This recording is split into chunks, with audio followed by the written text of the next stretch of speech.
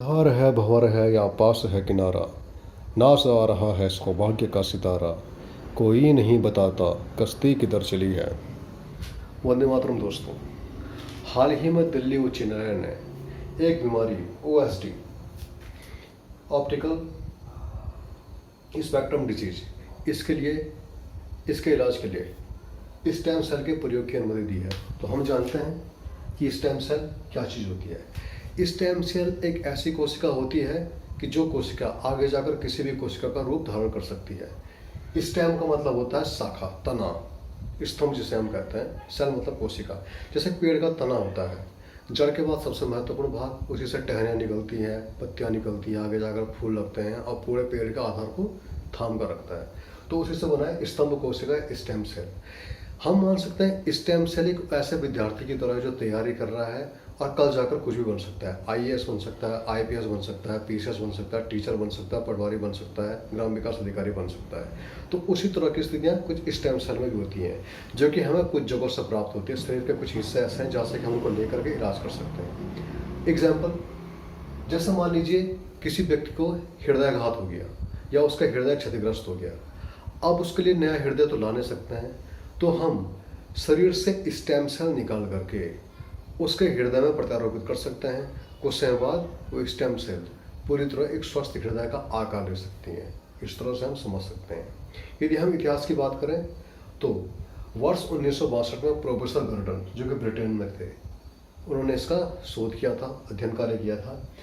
वर्ष 1968 में bone marrow का ट्रांसप्लांट हुआ था। बोन मैरो क्या चीज़ होती है? हड्डी के बीच वाला भाग, जहाँ पर कि हमें रक्त दिखाई देता है। जो लोग मांस खाते हैं देखते होंगे कि हड्डी है, उसके बीच क्या होता है? मांस और रक्त होता है।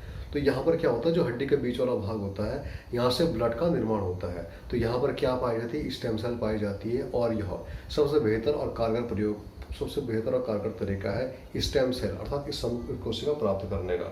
वर्तमान समय स्तंभ कोशिका बहुत जगह से प्राप्त की जा रही है। लीवर से प्राप्त की जा रही है, ट्रांस फैट से प्राप्त की जा रही है।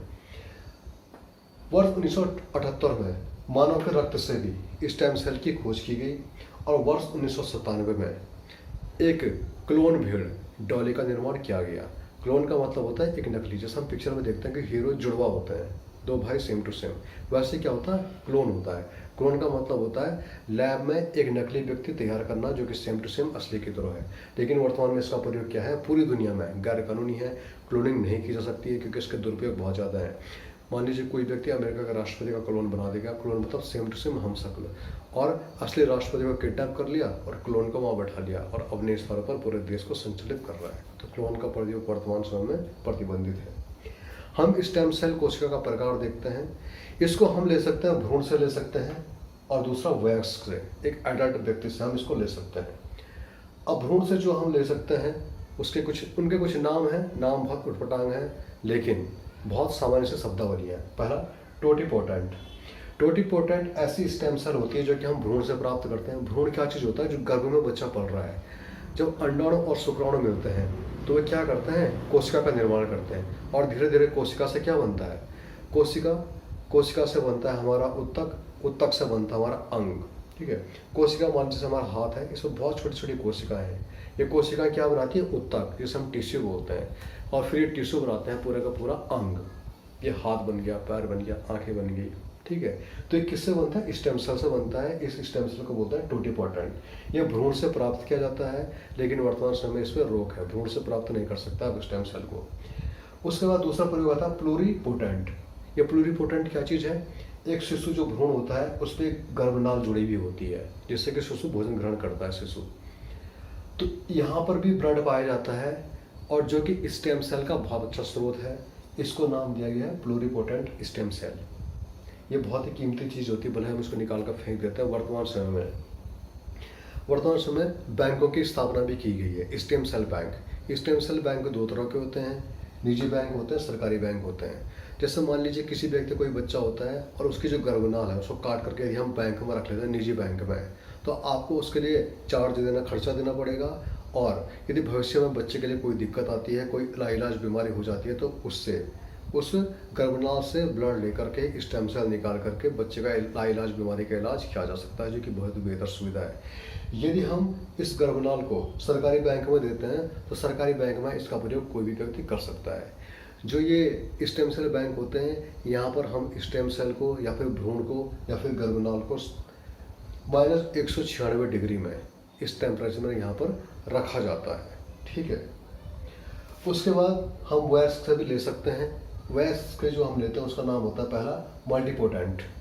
मल्टीपोटेंट स्टेम सेल कैसी होती है, इनका विभाजन कुछ निश्चित कोशिकाओं में होता है, जैसे कि अस्थिमज्जा। अस्थिमज्जा मतलब बोन मैरो, जिसे हमने कहा हड्डी के बीच वाला भाग, वहाँ से ले सकते हैं।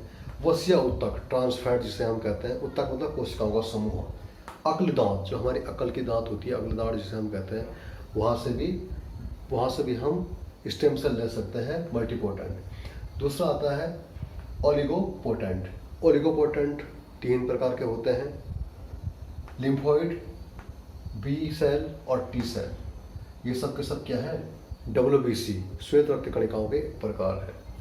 तीसरा जो वयस्क में पाया जाता है उसे कहता है यूनिपोटेंट। यूनिपोटेंट ऐसी कोशिकाएं होती हैं जो कि केवल एक विशेष प्रकार की कोशिकाओं में बदलती है, जैसे हमारी त्वचा है।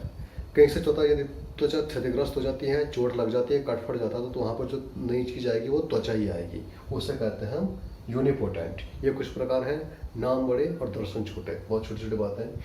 इसका अगला कॉन्सेप्ट है बहुत इंपॉर्टेंट, उसका नाम है induced pluripotent stem cell. Induce का मतलब है प्रेरित करना। प्लूरिपोटेंट कहाँ पाया जाता है, यहाँ पर भ्रूण के पश्चात की अवस्था में पाया जाता है। सामान्यतः प्लूरिपोटेंट का प्रयोग हम नहीं करते हैं स्टेम सेल लेने में, बहुत जगह बहुत देशों में बैन भी है। लेकिन 2 साइंटिस्ट हुए, शिन्या यामानाका और प्रोफेसर गर्डन, उन्होंने वर्ष 2012 में क्या किया, वयस्क से कोशिका लेकर उसको परिवर्तित कर दिया किसमें, भ्रूण की प्लूरिपोटेंट सेल में। इसको नाम दिया गया इंड्यूस्ड प्लूरिपोटेंट स्टेम सेल। और इसी शोध के लिए, इसी खोज के लिए इनको वर्ष 2012 में चिकित्सा का नोबेल मिला है, शिन्या यामानाका और प्रोफेसर गर्डन को। यदि हम भारत की स्थिति देखते हैं तो भारत में अनुसंधान के कामों के लिए स्टेम सेल का प्रयोग हो सकता है। एम्स में भ्रूण के माध्यम से भी स्टेम सेल लिया जा सकता है, केवल रिसर्च के लिए। भ्रूण से सामान्यतः लिया नहीं जा सकता है, ठीक है। वर्ष 2017 में इसके संबंध में कुछ दिशा निर्देश जारी किए गए हैं, उसी के तहत हम स्टेम सेल चिकित्सा पद्धति का प्रयोग करते हैं। इलाज लगभग 80 बीमारियों में इसका प्रयोग किया जा सकता है, जैसे रीढ़ में कोई लाइलाज बीमारी हो गई, कोई रीढ़ की हड्डी चोटिल हो गई, लीवर से संबंधित, हृदय से संबंधित, डायबिटीज, BC, तंत्रिका तंत्र, किडनी, पार्किंसन जैसी बीमारी। पार्किंसन में क्या होती है, मस्तिष्क की जो तंत्रिका तंत्र है वो क्षतिग्रस्त होने लग जाते हैं। इन सब में इसका प्रयोग किया जा सकता है और बहुत ही बेहतर और बहुत ही इम्पोर्टेंट टेक्नोलॉजी है, परीक्षा के दृष्टि से भी और स्वास्थ्य के दृष्टि से भी और मानव जाति की दृष्टि से भी। वंदे मातरम।